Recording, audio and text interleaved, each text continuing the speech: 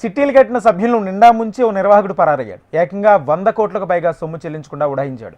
బాధితులు అతడి ఇంటి వద్దకు వెళ్లి లబోదిబోమంటూ కన్నీరు పెట్టుకుంటున్నారు.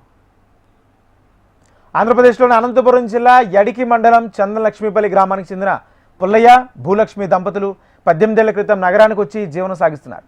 ప్రస్తుతం వీరు సనత్ నగర్, బీకేగూడ, రవీంద్రనగర్ కాలనీ సమీపాన సి టైప్ కాలనీలో నివాసం ఉంటున్నారు.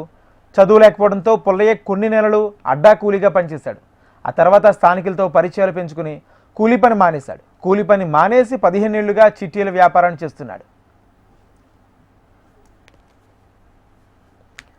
5 లక్షల నుంచి 50 లక్షల వరకు చిట్టీలను పుల్లయ్య నిర్వహించేవాడు.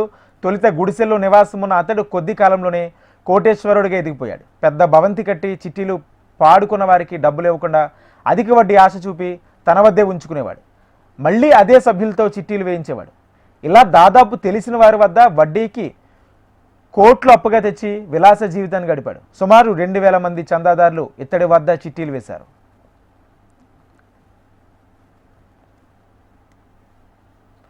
చిట్టీలు కట్టిన వారు డబ్బులు అడగడంతో పుల్లయ్య ఈ నెల 23 నుంచి 26వ తేదీలోపు డబ్బులు ఇస్తామని చెప్పాడు. ఇలా చెప్పి ఈ నెల 21న కుటుంబ సభ్యులతో కలిసి పరారయ్యాడు. వారు తమ సెల్ ఫోన్లను స్విచ్ ఆఫ్ చేసి వెళ్ళిపోయారు. దాదాపు 700 మందికి పైగా బాధితులు అతని నివాసం వద్దకు చేరుకున్నారు. అనంతరం వారంతా తమ గోడును ఒకరికొకరు చెప్పుకున్నారు. కొందరు మహిళలైతే కన్నీరు పెట్టుకున్నారు. బాధితుల లెక్క ప్రకారం 100 కోట్లకు పైగా చెల్లించకుండా పుల్లయ్య ఉడాయించాడని తెలిపారు.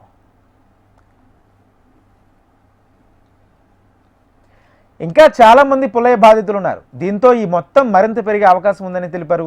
పుల్లయ్య ఇంట్లో నగదు లెక్కించడానికి 5 యంత్రాలు ఉండేవని బాధితులు తెలిపారు.